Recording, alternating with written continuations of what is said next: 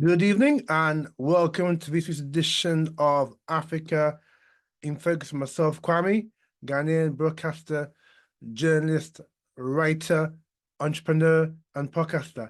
And in this week's edition of Africa in Focus is a special Trump, tariffs in Africa, or the hoopla over US President Donald Trump's decision to impose worldwide tariffs. What does it mean for Ghana? What does it mean for Africa? That's the theme for this week's show. But before we get into the show, if you like what you hear, please share it to your friends, family, social media networks. You know, sign up to Africa Ghana Fix on YouTube. We want to get at least 100 subscribers by the end of the year. So look out for Ghana African Fix on YouTube. Hit the notification button, subscribe, and YouTube will notify you every time we upload a new podcast. Also, we're on Spotify. Again, we want to get at least 1,000 followers this year on Spotify. So far, we've got 583. So thank you to all those who follow me on Spotify. Again, look out for Africa or Ghana African Focus on Spotify and click the follow button, meaning that every time I upload a new podcast, Spotify will notify you. And also, we'd like to know what you think about the shows, particularly if listening on Spotify. So please send us the comments, tell us what you think about the shows, all right? So let's get into this week's podcast, looking at Trump and the tariffs that he's imposed on worldwide. Now, I'm going to put a different spin to what you may have heard from other media as to the whole issue about the tariffs that Trump has raised. So in that speech that he gave at the Rose Garden, the White House, a couple of days ago, he said that this was America's Liberation Day. Yeah, what did he mean by that? Yeah, so what he meant by that is that he's going to free America economically. Now, you be thinking, isn't America free economically? Well, probably not, because according to Donald Trump, all these tariffs that other countries have paid to America has ripped off the American consumer, American customers, and have left America's poorer. And also a lot of the industry that America had in terms of automobile and other manufacturing base had left America and went to Asia. And so leaving America's poor. And if you go to, former states like Detroit, which was the home of comic in America, you go to some of these states in the upper, in the Midwest, some of these states in like Nebraska, these were part of America's industrial heartland. Yeah. So, but up until the 70s and 80s and 90s, when China started to become economically powerful, a lot of American businesses, relocated to Asia because of basically cheap labor. So a lot of these companies moved to Asia, i.e. Vietnam, China, Japan, etc., because of the cheap labor that they would get there, as opposed to paying, $10 an hour or $12 an hour to your average American worker. So in view of this, you could say America has got poorer. Yeah. So that's why Trump said it is liberation. Because in his opinion, by imposing these tariffs on the rest of the world, because that's literally what it is, the rest of the world,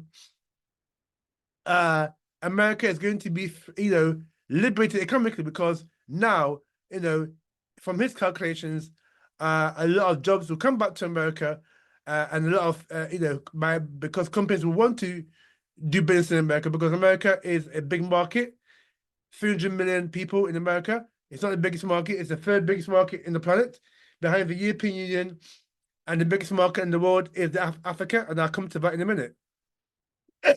So he believes that by having these tariffs imposed on other countries, that will enable America to get back some of its industrial base that it lost, and also by doing so, that will create more jobs in America and put more money in people's pockets. So this is a gamble, in quote, that Trump has taken. But my take on this is that there's two things here, right? America, Trump said a long time ago, even when he was first in office, 8 years ago, He said that he came to America. He said he wants America to be great again. Yeah. What did he mean by that? What does he mean by that? Yeah. And also, he's putting America first. Yeah. So Trump is doing what is in the interest of America. Now, as Africans, as Ghanaians and Africans, right, what are we doing? Yeah. So rather than be knee-jerk reaction or be reactive, we've got to understand what this is all about. This is all about American supremacy. Yeah.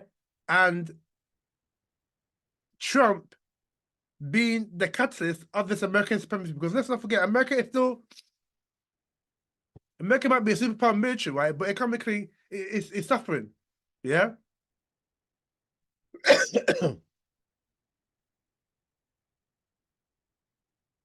You go to America right now, you got high inflation. I think inflation is pretty high for American standards. It's about 5%.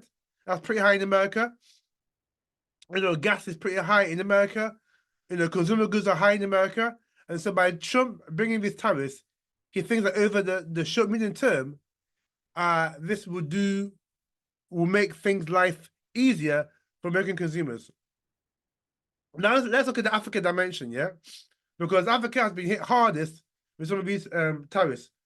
So if you look at Lesotho, that's got 50% tariffs. That's been imposed by it. That's the highest of any country. I think, yeah, 50%. Madagascar, 47%. Mauritius, 40%.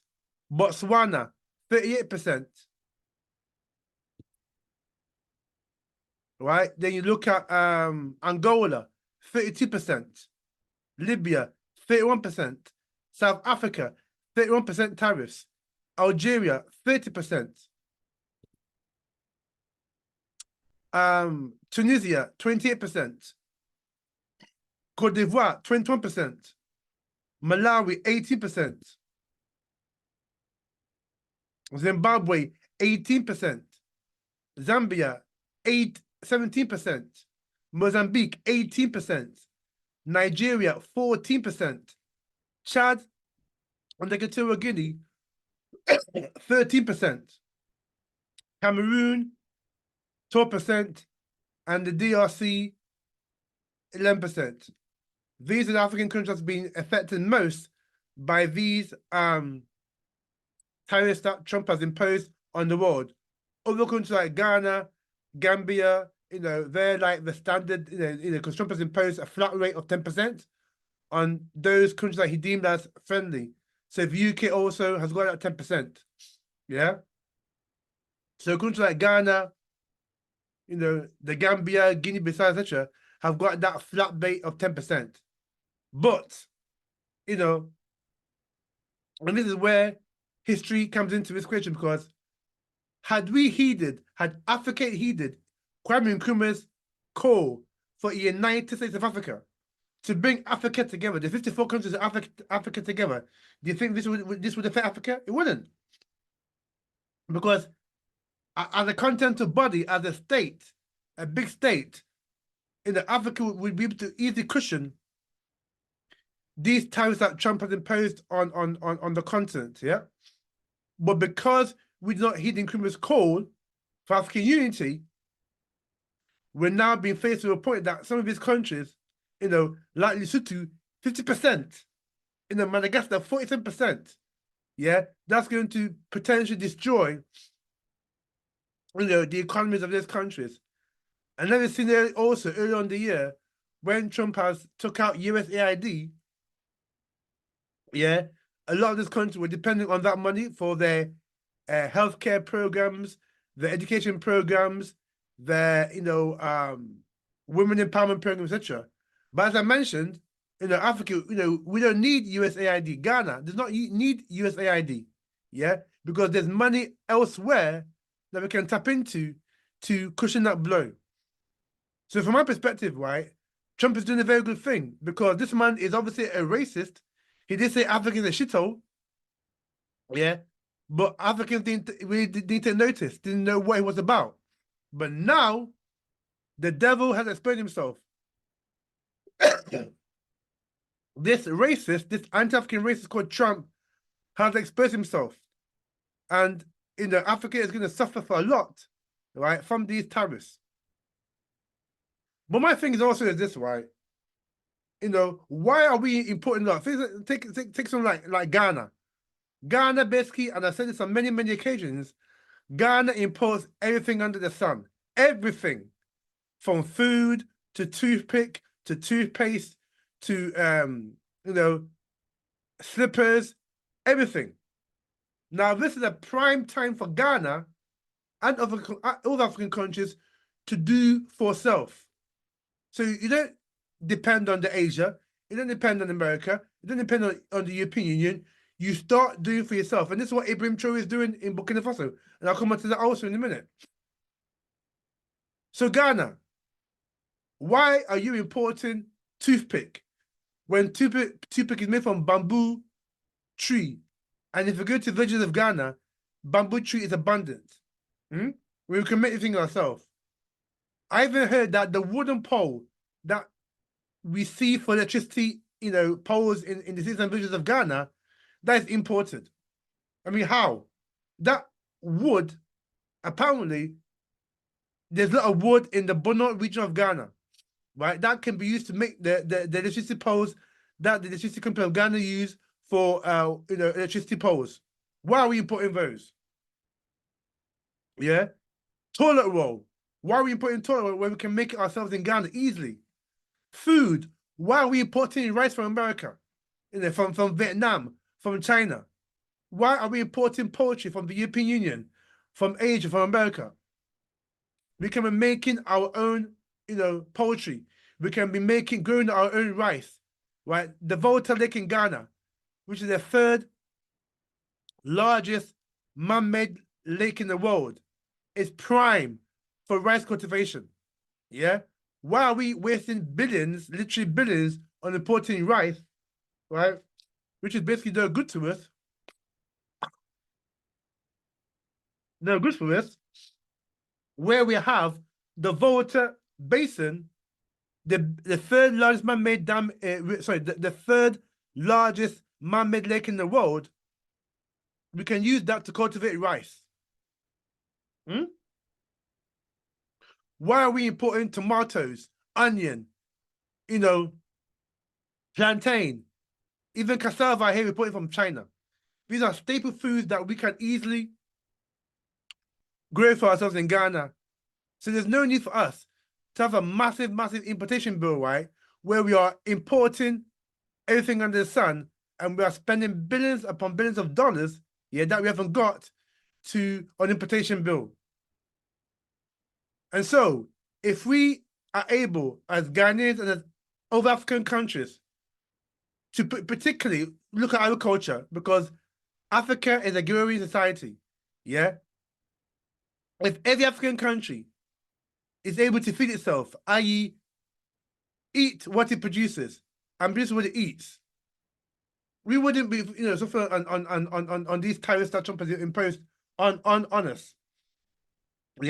Because we'll be self-sufficient, particularly when it comes to food, right? And this is an important thing that African leaders don't really think about. Food sustainability, and food sovereignty. For too long, we have relied on the IMF and Bretton Woods institutions to tell us not to grow food, but to import food. And you see now we're paying the price for listening to these institutions that really have our interests at heart. We should be growing our own food. Likewise, when it comes to trade, we shouldn't be trading with the EU, which is a 500 million people market. We shouldn't be trading with America. That is a 300 million people market, or Asia. We should be trading amongst ourselves as Africans. That African content, right, under the AFTA, the African Free Continental Trade Area, is 1.5 billion people. That's the market, 1.5 billion people. So if we were able to get rid of those artificial boundaries that were drawn by the white man at the Congress of Berlin, 1884-85, these boundaries that have divided Africa for more than 150 years, and trade properly amongst ourselves, we wouldn't need, America. We wouldn't need the European Union. We wouldn't need India. We wouldn't need China, because we'd be self-sufficient amongst ourselves as Africans by trading along with each other. Yeah? Of that massive 1.5 billion people market. But because we've allowed divide and rule to come between us. So if I, as a Ghanaian, if I go to Nigeria, I'm a foreigner. If a Nigerian goes to South Africa, he's a foreigner. And look what's happening in South Africa and regarding Africans, other Africans from the continent living in South Africa, they're viewed as the other. If a Zimbabwean goes to Liberia, that Zimbabwean looked at as a foreigner. Why? Yeah, we're all Africans. Yeah, so we've allowed divide and rule by the European, by others, to not see ourselves as one people. And you see the consequences now? Because we're not united in our thinking, in our behavior, in our attitude, in the way we do business with ourselves, in the way we conduct business with one another. You see what's happening now with all these tariffs imposed on these different countries, African countries? Yet, if we were one block, that couldn't happen, because you have to do Africa not as 54 countries, separate countries, but as one massive continent. And that's what Nkrumah talked about, the United States of Africa, whereby Nkrumah said, if we unite ourselves, Africa could be a force for good. Africa could be a power on the world stage.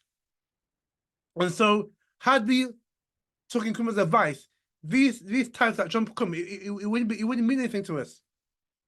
Because A, we're really trading amongst ourselves. B, we're one block, massive block. And more importantly, why we wouldn't even need America and Europe as trading partners, because we'll be trading and doing business amongst ourselves. And so Trump is doing what is interest of America. Yeah, his America first policy. Morning, noon, and night. America first, America first, America first. Make America great again, MAGA. So Trump is playing to his constituents, which are predominantly rednecks and your dirt poor white working class or white working middle class. Yeah, that's Trump's base, and this is the people that got him elected. Yeah, in November. Yeah, alongside many misguided Africans and also many misguided, so-called Latinos. But that's another matter. Yeah, but Trump is playing to his constituents by making America great. This is a policy that he believes will make America great again, and it's his language, make America wealthy again by making America more competitive. And that's what he meant by economic liberation. Now, what are we as Ghanaians and as other African people, what are we doing to be economically free? Because this is what this whole thing's about. As Trump said, economic liberation for America. What is our agenda to make Africa economically liberated? Yeah, and because this is what Nkrumah talked about. Yeah, because Nkrumah said political independence is meaningless without economic emancipation. And that's why Nkrumah set out to make Ghana economically independent. Yeah, and within 9 short years, Nkrumah built more than 400 state-owned factories. Yeah, that looked at every single need of Ghanaian, from cement factory to tile factory to rubber factory for tires for cars to a TV factory, Akosanama factory, to steel factories, to an airline company, to sugar company, to pharmaceutical company, to distillery companies, you name it. Nkrumah was trying to industrialize Ghana because he knew, yeah, that time will come that if Ghana, countries like Ghana were not self-sufficient, this tariff, right, could expose Ghana and Africa to something that would be very bad for them. Yeah. So Nkrumah was thinking ahead. Nkrumah knew the game. Yeah, I know this is a big game, people, brothers and sisters. It's a big game. Yeah. So Nkrumah was smart. Nkrumah knew what he was doing when he wanted to industrialize Ghana in the shortest possible time, and he did that within 10 years. Yeah, and if it wasn't for the coup, Ghana would have become a middle-income country by 1970, according to CIA declassified documents that we've seen. So that tells you how, if a country can meet every needs of its people, how fast and quickly a country can become, independent economically and achieve middle income status. So now, you know, why does Africa need to be economically independent? This is what I said all along. If you listen to the podcasts I've done, yeah, Africa needs to be free economically, because right now Africa is not free economically. All that we're doing is, raw materials. We are hewers of wood and drawers of water for the West, India, China, and others to take our resources at a cheap price, and then use those raw materials as finished goods and sell those finished goods 10 times to us from what they took initially from the raw materials. That's the African economy. That's slavery. That's not freedom, that's slavery. And so if Africa is going to ever, right, be in a position to challenge the US, India, China, and the European Union, there's no if, no but, no maybe, but Africa's got to unite, period. Yeah, what Nkrumah said 60 odd years ago, right? So that still sounds it's even more relevant today than what it was now. Africa's got to unite. End of. Yeah. Let's put all this nonsense about tribe and language and this and that. Every excuse that we got not to unite. We have to unite. That's the only way Africa can become economically free, economically independent, by harmonizing, yeah, coming together, right, and doing it for ourselves. And this is what Ibrahim Traore is doing in Burkina Faso. Ibrahim Traore, Burkina Faso, he don't care, he don't care about Trump's tariff, because he is not reliant on America for Burkina Faso's, destiny. He has put the destiny of Burkina Faso in his own hands. So that's why, over the last 2 to 3 years, right, he's invested a lot in agriculture, so that Burkina Faso becomes food secure, right? So that Burkina Faso becomes food independent, so that it doesn't have to depend on us for food. How have Africans allowed themselves, right, to rely on Ukraine? Remember all that hoopla about Ukraine war? How have we allowed ourselves, to allow Ukraine to supply us with is it grain or wheat for bread? And then when the war came between Russia and Ukraine, we were running to Russia, stop the war, because it's making us starving. How? So Ibn Traore understands that. This is why he's invested a lot of money in agriculture in Burkina Faso, so that our people in Burkina Faso become food secure, yeah, and don't rely on others for their food. Also, he's nationalized the mining sector, particularly the gold sector in Burkina Faso. And by the way, he'll be completing a gold mine this year, i.e., that will make Burkina Faso keep all of his gold in his country. So rather than take the raw material out of Burkina Faso and it's mined outside and then resell to Burkina Faso at distributed prices, Burkina Faso is mining its gold in its own country using a gold refinery. Again,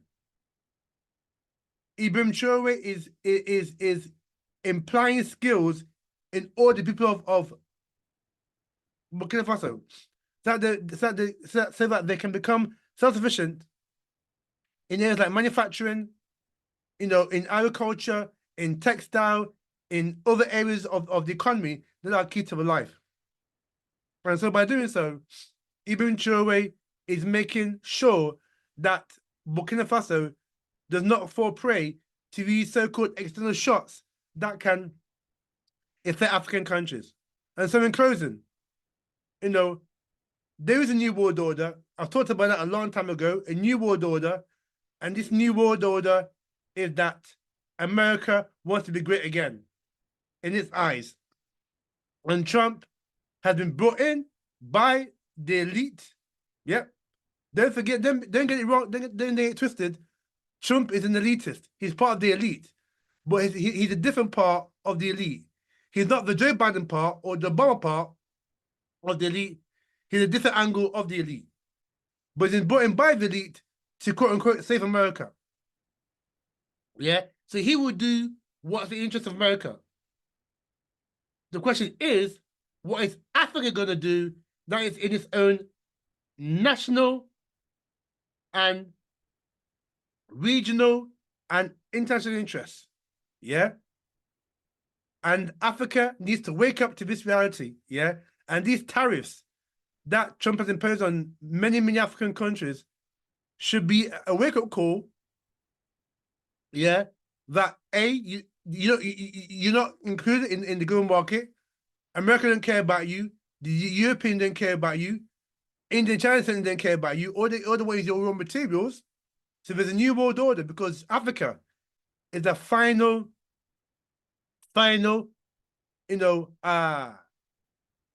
destination in terms of the world economic order.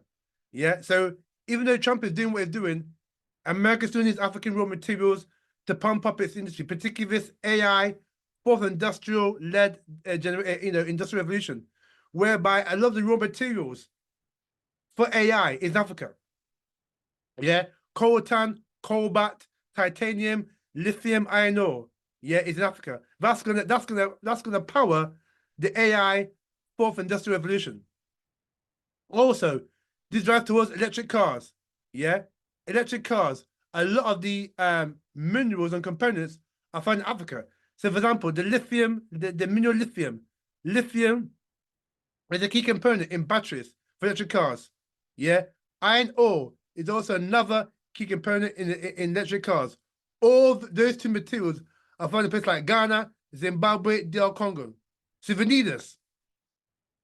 And so Africa, we've got to unite. By any means necessary, we've got to unite because we are now in a new world order. Whether you like it or not, we resist it or not, Trump has played his trump card, so to speak. Right? We are now in a new world order, a different dispensation. And Africa needs to wake up and do for itself and do what's in the interest of the continent, and more importantly, do what's in the best interest of the masses of African people. Yeah? And we've got to industrialize Africa. So there's no more excuses. We have to industrialize Africa and give our people jobs and hope, because we cannot allow Trump to dictate these the global economic order by imposing these draconian tariffs on African people, because a lot of these tariffs are going to affect Africa hard because we failed to unite as Nkrumah did. Yeah, and so we got to unite in order to safeguard African interests and safeguard the interests of future generations. So I thank you for listening to this special edition of African Focus with myself, Kwame. If you like what you hear, please share it to your friends, your family, social media networks. Subscribe to Ghana African Focus on YouTube. Subscribe to Ghana African Focus on Spotify, and like the show. And until next week, where we continue our series into business and investment opportunities in Ghana, thank you for listening to this special edition of African Focus with myself, Kwame. And for myself and all the crew here on African Focus, thank you very much for listening. And we'll see you in the next edition of Africa in Focus.